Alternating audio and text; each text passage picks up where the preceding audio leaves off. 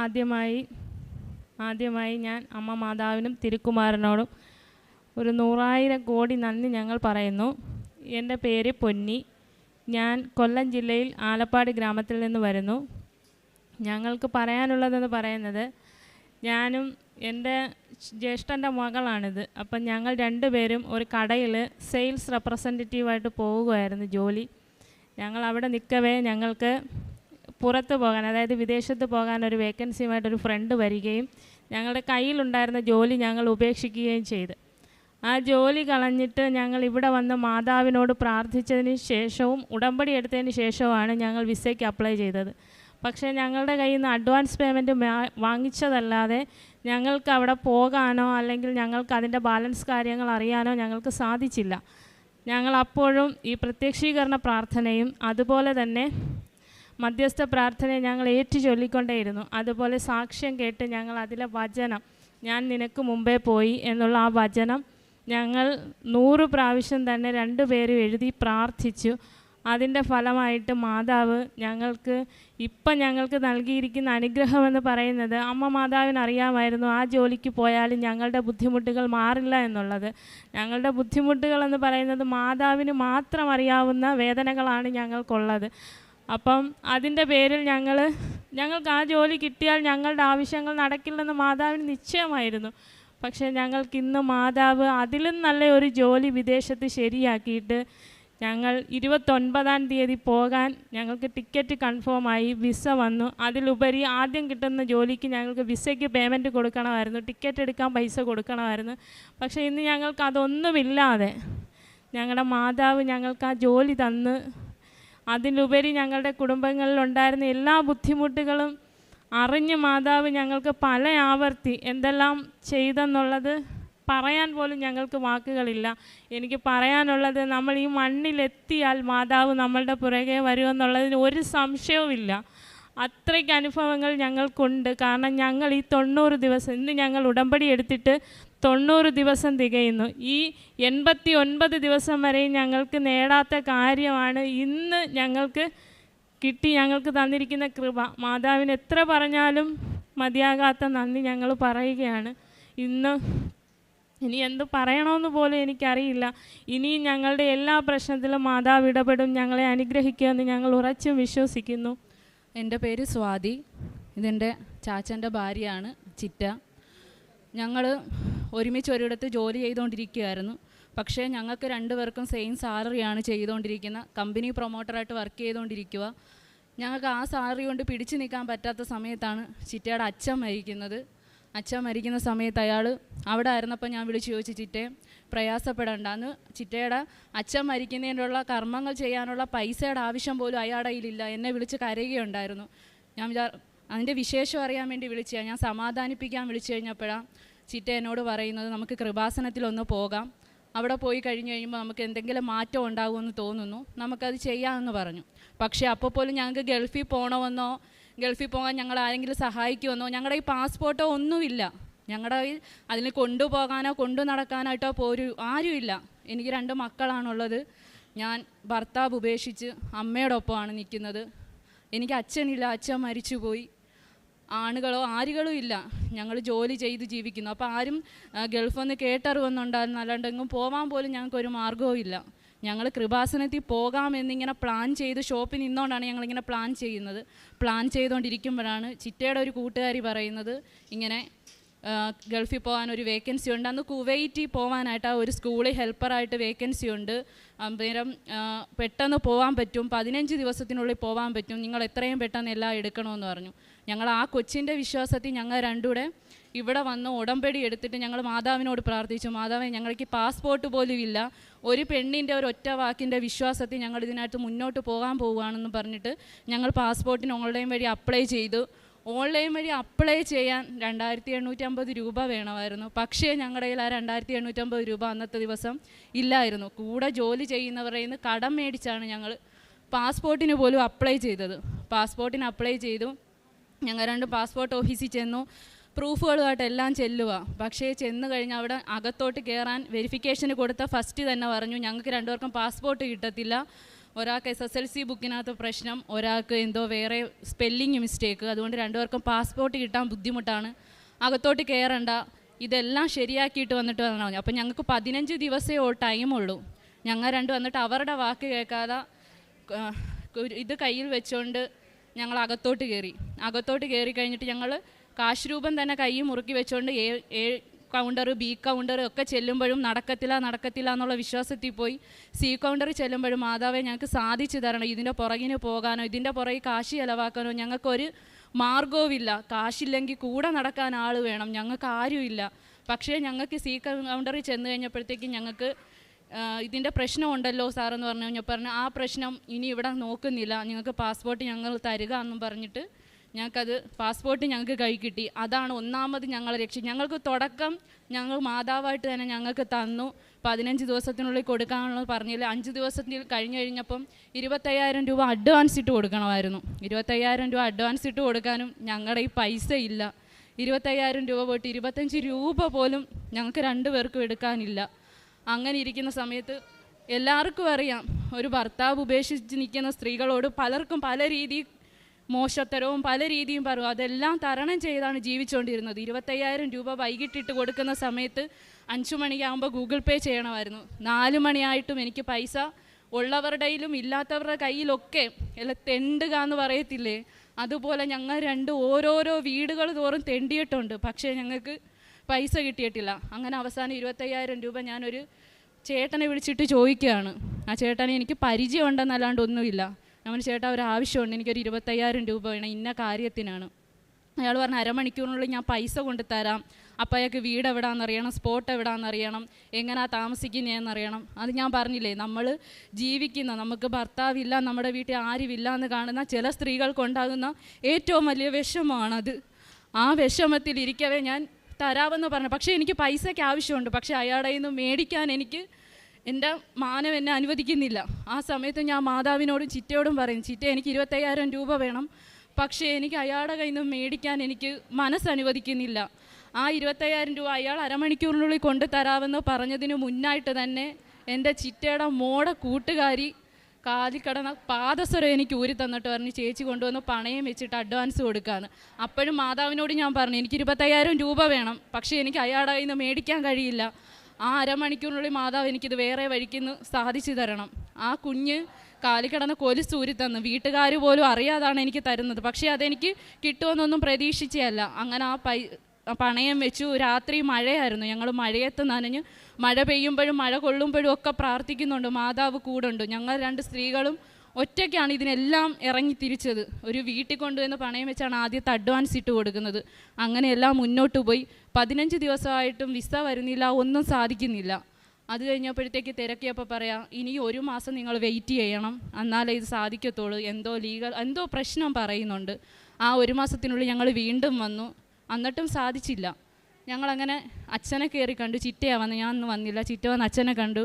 അച്ഛൻ പറഞ്ഞു, നീ പ്രാർത്ഥിക്കുക, വേറൊന്നും പ്രാർത്ഥിച്ചാൽ നിനക്കെല്ലാം നടക്കും, നിന്നെ ഞാനിവിടെ സാക്ഷിയായിട്ട് നിർത്താമെന്ന് പറഞ്ഞു.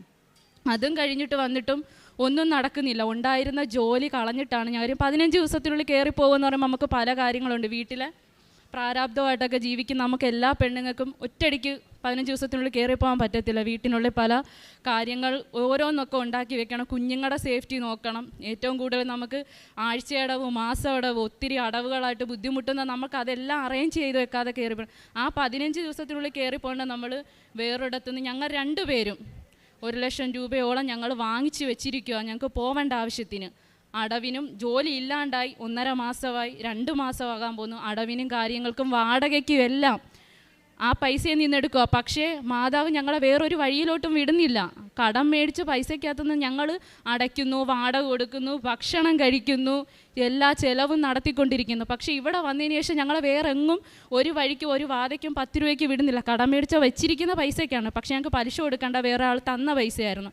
അതിനകത്തുനിന്ന് ഞങ്ങൾക്കൊന്നും കടം മേടിക്കാണ്ടാതെ മുന്നോട്ട് പോകും. അപ്പം ഞങ്ങൾ പറയുന്നുണ്ട്, ഈ കിടന്ന് ഓടുന്ന ഞങ്ങൾക്ക് സ്കൂളിൽ ആരും ജോലി കുവൈറ്റി പറഞ്ഞത്, അപ്പം ഞങ്ങൾക്ക് ഒരുമിച്ച് ഒരു റൂമിൽ നിൽക്കാൻ അനുവദിക്കണേ, ഞങ്ങൾക്ക് ഒരുമിച്ച് ജോലി ചെയ്യാൻ അനുവദിക്കണേ എന്ന് എപ്പോഴും ഞങ്ങൾ പ്രാർത്ഥിക്കും. കാരണം അവിടെ ചെന്നാൽ ഞങ്ങൾക്ക് ലോകപരിചയമോ ഒന്നുമില്ല. അപ്പോൾ സ്കൂളിൽ നിന്ന് അവിടെ വിവരം അറിയിക്കുന്നുണ്ടായിരുന്നു, നിങ്ങൾ അവിടെ ചെന്നാൽ സ്പ്ലിറ്റ് ചെയ്യും, വേറെ റൂമിലോട്ടാകും, വേറെ സ്കൂളിലോട്ടാകും എന്നൊക്കെ പറയുമ്പോൾ ആയൊരു വിഷമം നമുക്കുണ്ടായിരുന്നു. അങ്ങനെ 2 മാസമായിട്ട് ഒന്നും നടക്കുന്നില്ല. അത് കഴിഞ്ഞപ്പോഴത്തേക്ക് ഞങ്ങൾ പരസ്പരം പറയുക, മാതാവിൻ്റെ അടുത്ത് പോയിട്ട് ഞങ്ങൾക്ക് നടക്കുന്നില്ലല്ലോ എന്നും പറഞ്ഞ് കരഞ്ഞു, ഒത്തിരി പ്രാർത്ഥിക്കും. ഞങ്ങൾ എല്ലാ ദിവസവും വെളുപ്പിനെ 5:30 ആകുമ്പോൾ എണീറ്റ് പ്രാർത്ഥിക്കും, രാത്രി പ്രാർത്ഥിക്കും, സങ്കീർത്തനം എഴുതും. ഞങ്ങൾ ഹിന്ദുക്കളാണ് ഞങ്ങൾ രണ്ടും. ഞങ്ങൾക്കിതെങ്ങനെ പ്രാർത്ഥിക്കേണ്ടതെന്ന് ഒന്നും അറിയത്തില്ല, എങ്ങനെ പ്രാർത്ഥിക്കണം ഒന്നും അറിയത്തില്ല. വിശ്വാസമാണ്, അതുമാത്രം അറിയാം, അല്ലാതെ പ്രാർത്ഥിക്കേണ്ട ഒന്നും അറിയത്തില്ല. ഞങ്ങൾ യൂട്യൂബിൽ കയറി സെർച്ച് ചെയ്യും, ഇവിടുത്തെ സാക്ഷ്യം പറയുന്നവർ എന്തുവാണ് ചെയ്യുന്നത്, അതിൻ്റെ ഓരോ വാക്കുകളെടുത്ത് യൂട്യൂബിൽ സെർച്ച് ചെയ്യും, ഇതിനകത്ത് എന്തുവാണ് ചെയ്യേണ്ടതെന്ന്. ഞങ്ങളിൽ നിന്നുണ്ടായ പൈസയ്ക്ക് ഞങ്ങൾ ഫുഡ് ഉണ്ടാക്കി ഗവൺമെൻറ് ഹോസ്പിറ്റലും ഓച്ചിറ അമ്പലത്തിലും എല്ലാം അവർക്കെല്ലാം ഭിക്ഷക്കാർക്കും എല്ലാവർക്കും കൊണ്ടുവന്ന് കൊടുത്തു. കാര്യം ഇത് ചെയ്യുമ്പോൾ, ഉടമ്പടി എടുക്കുമ്പോൾ ചെയ്യേണ്ട കാര്യങ്ങളെല്ലാം ചെയ്ത് തീർന്നിട്ട് ഇരുന്നിട്ടും ഞങ്ങൾക്ക് ബൈബിൾ വായിക്കില്ലായിരുന്നു കേട്ടോ. ഞങ്ങൾക്ക് അറിയത്തില്ല കാര്യം, എങ്ങനെ വായിക്കേണ്ടതെന്നോ എങ്ങനെ ചെയ്യേണ്ടതെന്നോ ഒന്നും അറിയത്തില്ല. അറിയുന്ന രീതിയിൽ എല്ലാം പ്രാർത്ഥിക്കുന്നു. ബുധനാഴ്ച ഞങ്ങൾ ഉപവാസം എടുക്കും. ഒരുമിച്ച് ഞങ്ങൾ ഫോൺ ചെയ്ത് പറയും, 4 മണി കഴിഞ്ഞ് 5 മണി കഴിഞ്ഞ് നമുക്കിനി വെള്ളം കുടിക്കാം. കാര്യം എല്ലാത്തിനും ഞങ്ങൾ ഒരുമിച്ചാണ് ചെയ്യുന്നത്. അത് കഴിഞ്ഞ് ഇത് കഴിഞ്ഞിട്ട് ഒന്നും നടക്കുന്നില്ല. അപ്പോൾ ഇത്രത്തോളം ഞങ്ങൾ ചെയ്തിട്ട് എന്താണ് ഇതാകാത്തതെന്നും പറഞ്ഞുകൊണ്ടിരിക്കുന്ന സമയത്താണ് ഞങ്ങൾക്ക് വേറൊരു ജോബ് ദുബായിൽ വേക്കൻസി ഉണ്ട് എന്നും പറഞ്ഞിട്ട് ഇങ്ങനെ വരുന്നത്. ഞങ്ങളങ്ങനെ അപ്ലൈ ചെയ്തു. ആ മേഡത്തിനെ വിളിച്ച് പറഞ്ഞു. അപ്പോഴും അവരെല്ലാം പറഞ്ഞു, ഓക്കെ ഞങ്ങൾ വിസയ്ക്ക് പൈസ വേണ്ട എന്ന് പിന്നെ അറിയുന്നു. അപ്പോൾ ഞങ്ങൾ പറഞ്ഞു, ഇതിപ്പോൾ ശരിയാകുമ്പോൾ നമുക്ക് വിസയ്ക്ക് പൈസ കൊടുക്കണ്ടേ, ടിക്കറ്റിന് പൈസ കൊടുക്കണ്ടേ, ഇരുന്ന പൈസ എല്ലാം വാടക കൊടുക്കാനും അടവിനും എല്ലാ കാര്യത്തിനും എടുത്തു. അപ്പോൾ അതിനൊന്നും പൈസയില്ല. അങ്ങനെ ഇരിക്കുകയാണ് ആ മേഡം പറയുന്നത്, നിങ്ങൾക്ക് വിസയ്ക്കും പൈസ വേണ്ട, ടിക്കറ്റിനും പൈസ വേണ്ട, നിങ്ങളുടെ പേഴ്സണലായിട്ടുള്ള എന്ത് ചിലവാണോ ആ ചിലവിന് മാത്രം പൈസ മതി എന്ന് പറയുകയും, ഞങ്ങളിപ്പോൾ ബൈബിൾ വായിക്കാൻ അറിയാത്തതുകൊണ്ട് ഞങ്ങൾ പിന്നെ പറഞ്ഞു, ഒരു ദിവസം 13 അധ്യായം വെച്ച് വായിക്കണമെന്ന് യൂട്യൂബ് സെർച്ച് ചെയ്തപ്പോഴാണ് അറിഞ്ഞത്. ഞങ്ങൾ 13 അധ്യായവും ഓരോ ദിവസമായിട്ട് വായിച്ചു. 13ാമത്തെ ദിവസം അധ്യായം വായിച്ചു തരുന്ന ദിവസം ഞങ്ങൾക്ക് വിസ അപ്ലൈ ചെയ്തു. ഞങ്ങൾക്ക് സാക്ഷനായി എന്ന് പറഞ്ഞു. ഞങ്ങൾക്ക് 29-ാം തീയതി നമുക്ക് ടിക്കറ്റ് വരുമെന്നും പറഞ്ഞു.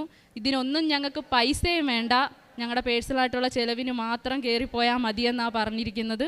ഞങ്ങൾക്ക് ഇന്നലെ വിസ വന്നു. ഞങ്ങൾക്ക് വൈകിട്ട് ഒരു 5 മണിയൊക്കെ ആയപ്പോൾ വന്നു. ഞങ്ങൾ ഇന്ന് സാക്ഷ്യം പറയാനായിട്ട് വന്നു. 29-ാം തീയതി ഞങ്ങൾ രണ്ടും കയറിപ്പോകും. ഞങ്ങൾ ഒരു റൂമിൽ ഒരു ജോലി ഒരുമിച്ച് തന്നെ ഞങ്ങൾ ചെയ്യുകയും ചെയ്യും. മാതാവ് ഞങ്ങൾക്ക് എല്ലാം സാധിച്ചു വന്നു. ഇനി പോകുന്നതും മാതാവിനെയും കൊണ്ട് തന്നെ പോകുന്ന, കൂടെ ഒന്നിനും ആരുമില്ല, മാതാവ് മാത്രമേ കൂടെ ഉള്ളൂ. അറിഞ്ഞു പ്രാർത്ഥിച്ചാൽ, അറിഞ്ഞെല്ലാം ചെയ്താൽ, ഇല്ലാത്തതിൽ നിന്നുള്ളവന് കൊടുക്കുന്നവരാണ് ഞങ്ങൾ രണ്ടും. അതുകൊണ്ട് ഞങ്ങൾക്ക് രണ്ടും മാതാവ് ഉണ്ടാകും എന്നുള്ള വിശ്വാസത്തിൽ തന്നെ ഞങ്ങൾ പോകുന്നത്. മക്കൾക്കും വീട്ടുകാർക്കും എല്ലാം വിശ്വാസമായി. മാതാവിനറിയാം വീടില്ല, വാടക കൊടുക്കുന്നു, പക്ഷേ ആരും പെട്ടെന്ന് വന്ന് വീട് വെച്ച് തരുത്തതോ ഒന്നുമില്ല. പക്ഷേ ഒരു ജോലി അടിസ്ഥാനമായി ജോലി തന്നു കഴിഞ്ഞാൽ നമുക്കെല്ലാം താനേ വരുമെന്നറിയാം. ആ ജോലി എന്താണ് ഞങ്ങൾക്ക് കിട്ടാഞ്ഞതെന്നതിൻ്റെ കാരണം ഞങ്ങൾക്ക് ഇപ്പോൾ ഇവിടെ നിൽക്കുമ്പോൾ അറിയാം. കാര്യം ആ ജോലിക്ക് പോയാൽ ഞങ്ങൾക്ക് സാലറി കുറവാണ്, ഞങ്ങൾക്ക് ഒരുമിച്ച് നിൽക്കാൻ പറ്റത്തില്ല. പക്ഷേ ഞങ്ങളുടെ എല്ലാ ആഗ്രഹങ്ങളും ഒരുമിച്ച് നിൽക്കാനും ശമ്പളം കൂടിയ എല്ലാ ജോലിയും ഞങ്ങൾക്ക് എല്ലാം മാതാവ് തന്നു. മാതാവിന് നന്ദി. ആ സമയങ്ങളുടെ ആദ്യത്തെ ജോലി നഷ്ടപ്പെട്ടു, 2ാമത്തെ ജോലി കിട്ടിയുമില്ല. ആ സമയങ്ങളിലൂടെ ഇല്ലായ്മയിലൂടെ കടന്നുപോയപ്പോൾ നിങ്ങളുടെ അനുഭവം എന്തായിരുന്നു? ഞങ്ങൾക്ക് മറ്റേത് ജോലിക്ക് പോകുന്നുണ്ടായിരുന്നെങ്കിൽ പോലും ഞങ്ങൾ മാസം സാലറി കിട്ടുന്നതിന് മുമ്പ് തന്നെ അത്ര എമൗണ്ട് ഞങ്ങൾ കടം വാങ്ങി കഴിയായിരുന്നു. കാരണം എനിക്ക് 2 പെൺമക്കളാണ്, പിന്നെ എൻ്റെ വീട്ടിലെ ബുദ്ധിമുട്ടുകൾ, അങ്ങനെ നമ്മൾ പലയിടത്തുനിന്ന്. പക്ഷേ ഞങ്ങൾ വീട്ടിൽ നിന്നപ്പോൾ ഞങ്ങൾക്ക് 1 രൂപയ്ക്ക് പോലും മാതാവ് ഞങ്ങളെ ആരുടെയും വാതയ്ക്ക് വിടാതെ ഞങ്ങളുടെ വീട്ടിലെ കാര്യങ്ങൾ എങ്ങനെ നടന്നതെന്ന് ഇപ്പോഴും പറയാൻ ഞങ്ങൾക്ക് കഴിയുന്നില്ല. ആ രീതിയിലാണ് മാതാവ് ഞങ്ങൾക്ക് കൃപ മാതാവ് തന്നത്. കാരണം ഞങ്ങൾ പ്രാർത്ഥിക്കുമായിരുന്നു. ഞങ്ങൾക്ക് എന്ത് വിഷമം വന്നാലും അപ്പോഴേ ഞങ്ങൾ മെഴുകുതിരി പ്രാർത്ഥിച്ചിട്ട് വിശ്വാസ പ്രമാണം ചൊല്ലിക്കൊണ്ടേ ഇരിക്കുമായിരുന്നു. ഞങ്ങൾക്ക് ജപമാല ചൊല്ലാൻ അറിയില്ല, പക്ഷേ എന്നാലും ഞങ്ങൾ പ്രാർത്ഥിക്കുമായിരുന്നു. ഞങ്ങൾ ജപമാല പഠിക്കുന്നത് യൂട്യൂബ് നോക്കിയാണ് ഞങ്ങൾ പഠിച്ചത്. അച്ഛൻ്റെ സാക്ഷ്യം അതുപോലെ എല്ലാം ഞങ്ങൾ പ്രാർത്ഥിക്കുന്ന ആ സമയത്ത് തന്നെ മാതാവ് ഞങ്ങൾക്ക് അനുഗ്രഹം തരും. എൻ്റെ പേര് ആൻ്റണി, ഞാൻ കന്യാകുമാരി ഡിസ്ട്രിക്റ്റിൽ നിന്നാണ് വരുന്നത്. എന്നെ ഒരു സാക്ഷിയാക്കി ഇവിടെ കൊണ്ടുവന്നതിന് ഈശോയ്ക്കും മാതാവിനും ഞാൻ നന്ദി പറയുന്നു. ഞാൻ കഴിഞ്ഞ മാർച്ചിൽ വിസിറ്റിൽ ദുബായിൽ പോയിരുന്നു. 2 മാസത്തോളം ഞാൻ അവിടെ ഉണ്ടായിരുന്നു. ഞാൻ ടീച്ചറാണ്. പല സ്കൂളുകളിലും അപ്ലൈ ചെയ്തു, ജോലി കിട്ടിയില്ല. എന്നിട്ട് വിസ കഴിഞ്ഞ് നാട്ടിലെത്തി. വീണ്ടും ഒരു പ്രാവശ്യം കൂടെ ട്രൈ ചെയ്യാമെന്ന് പറഞ്ഞിട്ട് വീണ്ടും 1 more വിസിറ്റ് എടുത്തിട്ട് വീണ്ടും പോവുകയാണ്. പല സ്കൂളുകളിലും വീണ്ടും അപ്ലൈ ചെയ്തു. രണ്ടാമത്തെ തവണയും ഫെയിലിയർ ആയിരുന്നു. എന്നിട്ട് ഞാൻ കഴിഞ്ഞ ജൂലൈ മാസം ഇവിടെ വന്ന് ഉടമ്പടി എടുക്കുന്നു. എന്നിട്ട് ഞാൻ ഓഗസ്റ്റിലാണ് ടിക്കറ്റ് ബുക്ക് ചെയ്തിരുന്നത്. ശരി, ഇപ്രാവശ്യം ഉടമ്പടിയോടെ നമ്മൾ പോയി അപ്ലൈ ചെയ്യാം, ജോലി കിട്ടുമെന്നുള്ളൊരു വിശ്വാസമുണ്ടായിരുന്നു. പക്ഷേ ഞാൻ ഉടമ്പടി എടുത്ത ഒരാഴ്ചയിൽ തന്നെ നാട്ടിൽ ഇരിക്കുമ്പോൾ തന്നെ എനിക്ക് ഇൻ്റർവ്യൂ കാൾ വന്നു. ജോലി കൺഫേമായി. ഞാനവിടെ പോയി. ഞാൻ ഒരു ദിവസം അച്ഛൻ്റെ പ്രസംഗത്തിൽ കേട്ടതായിരുന്നു, നിങ്ങൾ ഉടമ്പടിയിൽ എന്ത് ചോദിക്കുന്നുവോ അത് മാതാവ് തരും എന്നല്ല, നിങ്ങൾ ചോദിനേക്കാളും വലുതായിട്ട് മാതാവ് തരും എന്നുള്ളതാണ്. ആക്ച്വലി ഞാൻ ആഗ്രഹിച്ചത് ഏതെങ്കിലും ഒരു ചെറിയ സ്കൂളിൽ ചെറിയൊരു ജോലി എനിക്ക് കിട്ടിയാൽ മതി എന്നാണ് ഞാൻ ആഗ്രഹിച്ചത്. പക്ഷേ മാതാവ് എനിക്ക് തന്നത് UAE-യിലെ, നിങ്ങൾ കുറേ പേർക്ക് അറിയാമായിരിക്കും, UAE-യിൽ ഫേമസ് സ്കൂളെന്ന് പറയുമ്പോൾ ജെംസ് സ്കൂളും DPS സ്കൂളുമാണ്. ഈ 2 ഗ്രൂപ്പാണ് അവിടെ ഉള്ളതിൽ വലിയ ഗ്രൂപ്പുകൾ. മാതാവ് എനിക്ക് ജോലി തന്നത് ആ DPS സ്കൂളിലാണ്. ഞാൻ ആഗ്രഹിച്ചത് ചെറിയൊരു ജോലിയായിരുന്നു. പക്ഷേ മാതാവ് എനിക്ക് തന്നത് അവിടുത്തെ ടോപ്പ് സ്കൂളിലാണ്. അത് എൻ്റെ ആദ്യത്തെ നിയോഗമായിരുന്നു, എനിക്ക് ജോലി വേണമെന്നുള്ളത്. ജോലി കിട്ടി. ഞാനവിടെ പോയി. എനിക്ക് അക്കോമഡേഷൻ സെറ്റാകുന്നില്ലായിരുന്നു. 1 മാസത്തോളം ഞാൻ എൻ്റെ ലഗേജൊക്കെ തൂക്കിയിട്ട് അവിടെ ഇവിടെ ആയിട്ട് അലയുകയാണ്. റാസൽ ഖൈമ, അജ്മാൻ, ഉമ്മൽഗോൻ എന്നൊക്കെ അലയുകയായിരുന്നു. എനിക്ക് അക്കോമഡേഷൻ അവസാനം വരെ സെറ്റായില്ല. എന്നിട്ട് 1 മാസത്തിന് ശേഷമാണ് എനിക്കൊരു റൂം കിട്ടുന്നത്. പക്ഷേ അത് കുറച്ച് കോസ്റ്റ്ലിയാണ്. എന്നാലും പ്രശ്നമില്ല, നമ്മൾ ഈ റൂം എടുക്കാമെന്ന് പറഞ്ഞിട്ട് ഞാനത് എടുക്കുന്നു. ആ റൂം എടുത്തതിന് ശേഷമാണ് ഞാൻ അറിയുന്നത് ആ റൂമിൻ്റെ തൊട്ട് പിന്നാലെ തന്നെ നമ്മുടെ പള്ളിയുണ്ട് എന്നുള്ള കാര്യം. ഇത് എൻ്റെ രണ്ടാമത്തെ നിയോഗമായിരുന്നു. അന്ന് ഞാൻ ഉടമ്പടിയിലെടുത്ത രണ്ടാമത്തെ നിയോഗമായിരുന്നു. പള്ളിയുടെ അടുത്ത് തന്നെ എനിക്കൊരു അക്കോമഡേഷൻ വേണമെന്നുള്ളത്. അപ്പോൾ ഞാൻ ഇത്ര ദിവസം അലഞ്ഞു, പല റൂമുകളും നോക്കി, അതൊക്കെ പള്ളിയുടെ അടുത്ത് ഇല്ലായിരുന്നു. അതുകൊണ്ടാണ് അതൊക്കെ എന്നിൽ വിട്ടു പോയത്. അപ്പോൾ നമ്മൾ ഒരു കാര്യം മനസ്സിൽ ചിന്തിക്കുന്നു, പക്ഷേ മാതാവ് അതിനേക്കാളും വലുതായിട്ടാണ് കാര്യങ്ങളൊക്കെ മുൻനിർത്തി ചെയ്യുന്നത്. അപ്പോൾ ഞാൻ പറഞ്ഞതുപോലെ അതൊരു വലിയ സ്കൂളായിരുന്നു. അപ്പോൾ അതിൻ്റേതായിട്ടുള്ള വർക്കിംഗ് പ്രഷറും അവിടെ ഉണ്ട്. ഞാനവിടെ ജോയിൻ ചെയ്തു. ആദ്യം 2 ആഴ്ച കഴിയുമ്പോഴേക്കും ഞാൻ മനസ്സിൽ വിചാരിക്കുകയാണ്, ഇവിടെ നമുക്ക് സെറ്റാകില്ല, നമ്മൾ നാട്ടിൽ തന്നെ തിരിച്ചു പോകാം. കാരണം അത്രയ്ക്കും വർക്കിംഗ് പ്രഷർ. രാത്രി വർക്കൊക്കെ കഴിഞ്ഞ് ഉറങ്ങുമ്പോൾ തന്നെ 1 മണി, 2 മണി, 3 മണിയൊക്കെ ആകും, ഉറക്കമില്ല. അപ്പോൾ ഞാൻ വിചാരിച്ചു ഈ ജോലി നമുക്ക് സെറ്റാകില്ല, നമ്മൾ വിട്ടു പോകാമെന്ന് മനസ്സിൽ ഉറപ്പിച്ചു. പക്ഷേ എന്നാലും മനസ്സിലൊരു വിശ്വാസമുണ്ടായിരുന്നു, മാതാവ് തന്ന ജോലി ഇതെങ്ങനെ നമ്മൾ വിട്ടിട്ട് പോകും, പിടിച്ചു നിൽക്കണം എന്ന് പറഞ്ഞിട്ട് ആ വിശ്വാസത്തോടെ പിടിച്ചു നിന്നു. ഇന്ന് ഞാൻ വളരെ ഹാപ്പിയാണ്. ആ ഉടമ്പടിയിൽ നമ്മൾ എന്തൊക്കെ നിയോഗങ്ങൾ വയ്ക്കുന്നോ നമ്മൾ ആഗ്രഹിക്കുന്നതിനേക്കാളും വലുതായിട്ട് മാതാവ് നമുക്ക് ചെയ്യും. മാതാവിന് ഞാൻ നന്ദി പറയുന്നു. ഉടമ്പടി എടുക്കുമ്പോഴേക്കും നമ്മൾ ഈ പ്രേക്ഷിത പ്രവർത്തനങ്ങൾ അവർ പറയുന്നുണ്ട്. അതും നമ്മൾ ആ സമയത്ത് തന്നെ ഞാനിവിടെ നിന്ന് വാങ്ങിച്ച ആ പത്രങ്ങളൊക്കെ അവിടെയും കുറേ പേർക്ക് കൊടുത്തു. ഞാൻ സ്കൂൾ ബസ്സിൽ പോകുമ്പോൾ എൻ്റെ അടുത്തിരിക്കുന്നവരോട് എൻ്റെ ഈ കാര്യങ്ങളൊക്കെ പറയും. മാതാവ് ഇടപെട്ടാണ് ഈ ജോലി തന്നത് എല്ലാവരോടും. പിന്നെ ഞങ്ങളുടെ കന്യാകുമാരി ഡിസ്ട്രിക്റ്റിൽ നിന്ന് ഇവിടെ എല്ലാ മാസവും ഉടമ്പടി എടുക്കേണ്ട ആൾക്കാരൊക്കെ വരും. അവർക്ക് നമ്മൾ സപ്പോർട്ട് ചെയ്യും. പിന്നെ അനാഥ ആശ്രമങ്ങൾക്ക് പോയി വിസിറ്റ് ചെയ്ത് അവർക്ക് ഹെൽപ്പൊക്കെ ചെയ്യാറുണ്ട്. സോ അങ്ങനെ ആത്മീയ യാത്ര അങ്ങനെ തുടർന്നുകൊണ്ടിരിക്കുകയാണ്. ഈശോയും മാതാവും എനിക്ക് തന്ന എല്ലാ അനുഗ്രഹങ്ങൾക്കും മനസ്സ് നിറയെ ഞാൻ നന്ദി പറയുന്നു. എസെക്കിയേൽ പ്രവാചകൻ്റെ പുസ്തകം 34-ാം അധ്യായം 26-ാം തിരുവചനം. അവരെയും എൻ്റെ മലയ്ക്ക് ചുറ്റുമുള്ള സ്ഥലങ്ങളെയും ഞാൻ അനുഗ്രഹിക്കും. ഞാൻ യഥാസമയം മഴ പെയ്യിക്കും. അത് അനുഗ്രഹവർഷമായിരിക്കും. ആൻ്റണി എന്ന ഈ മകൻ ഉടമ്പടി എടുത്തതു മുതൽ ഒരു അനുഗ്രഹ വർഷത്തിൻ്റെ കാലഘട്ടത്തെക്കുറിച്ചാണ് ഈ സാക്ഷ്യത്തിൽ വെളിപ്പെടുത്തിയിരുന്നത്. ഒരു വലിയ തകർച്ചയിൽ ഇവിടെ വന്ന് അദ്ദേഹം ഉടമ്പടി സ്ഥിരീകരണത്തിനായി വന്നപ്പോൾ പറയുകയായിരുന്നു, ഞാൻ 100-ലധികം അപ്ലിക്കേഷൻസ് എനിക്കൊരു ജോലിക്ക് വേണ്ടി സെൻഡ് ചെയ്തിരുന്നു. ഒന്നും തന്നെ എന്നെ ആക്സെപ്റ്റ് ചെയ്തിരുന്നില്ല. അഥവാ അവർ വിളിച്ചാൽ തന്നെ എനിക്കത് കിട്ടിയിരുന്നില്ല. പക്ഷേ ഞാൻ ഉടമ്പടി എടുത്ത ആ ആഴ്ചയിൽ തന്നെ മാസങ്ങൾക്ക് മുൻപ് ഞാൻ അപ്ലൈ ചെയ്തിരുന്ന ഒരു ജോലി എന്നെ തിരിച്ചു വിളിച്ച് എനിക്ക് ഓഫർ തന്നു. അത് ഞാൻ ചെറിയൊരു ജോലിയാണ് ആഗ്രഹിച്ചിരുന്നത്. പക്ഷേ ഒരു വലിയൊരു സ്ഥലത്തേക്ക് ദുബായിൽ എനിക്ക് ജോലി നൽകി അനുഗ്രഹിച്ചു. ബഹുമാനപ്പെട്ട ജോസഫ് അച്ഛൻ നാം ഉടമ്പടി ക്ലാസ് കൂടിക്കൊണ്ടിരിക്കുമ്പോൾ അച്ഛൻ നമ്മെ ഓർമ്മിപ്പിക്കുന്നതാണ്, ഇതൊരു വലിയ പദ്ധതിയാണ്. ഉടമ്പടി എന്നത് ഒരു വലിയ പ്രാർത്ഥനാ പദ്ധതിയാണ്. ഇതൊരു ചൊല്ലുന്ന പ്രാർത്ഥനയല്ല, ഒരു ചെയ്യുന്ന പ്രവൃത്തിയാണ്. ചെയ്യുക എന്നാൽ ഈശോ പറയുന്നത് പോലെ ചെയ്യുക. ഈശോ പറയുന്ന ഒന്ന് മാത്രമാണ്, ഉടമ്പടിയിൽ സുവിശേഷത്തിൽ വിശ്വസിക്കുക. അവൻ പറയുന്നത് പോലെ ചെയ്യുമ്പോൾ നമ്മുടെ ജീവിതത്തിലുണ്ടാകുന്ന വ്യത്യാസങ്ങളെക്കുറിച്ചാണ് ഇപ്പോൾ ആൻ്റണി ഇവിടെ പറഞ്ഞു തരുന്നത്. അദ്ദേഹത്തിൻ്റെ രണ്ടാമത്തെ നിയോഗം എനിക്ക് എപ്പോഴും പള്ളിയിലേക്ക് പോകണം, എനിക്ക് വിശുദ്ധ ദിവ്യബലിയിൽ പങ്കുകൂടണം എന്നുള്ളൊരു വലിയ നിയോഗമാണ്. അച്ഛൻ പറയുന്നത് പോലെ നമ്മുടെ ഇൻവെസ്റ്റ്മെൻറ്റ് എത്രമാത്രമുണ്ടോ, നമ്മുടെ വിഷയമാണോ നമുക്ക് പ്രാധാന്യം, ദൈവമാണോ പ്രാധാന്യം എന്ന് അച്ഛൻ നമ്മെ എപ്പോഴും ഓർമ്മിപ്പിക്കുന്നുണ്ട്. അദ്ദേഹത്തിൻ്റെ ജോലി കിട്ടുക എന്നുള്ള നിയോഗത്തോടൊപ്പം തന്നെ അദ്ദേഹത്തിൻ്റെ നിയോഗം എനിക്ക് ദിവ്യബലിയിൽ പങ്കുകൊള്ളണം. അമ്മ അറേഞ്ച് ചെയ്ത, പരിശുദ്ധ അമ്മ അറേഞ്ച് ചെയ്ത ആ ജോലിയുടെ ആ സ്ഥലത്ത് ആളുടെ അക്കോമഡേഷൻ്റെ അടുത്ത് വളരെ തൊട്ട് തന്നെ പള്ളിയുണ്ടായിരുന്നു. അദ്ദേഹത്തിന് കൃത്യമായി ഈശോയെ കാണുവാനും ആരാധിക്കുവാനുമുള്ള സൗകര്യം പരിശുദ്ധ അമ്മ തന്നെയാണ് ഏറ്റുകൊടുത്തത്.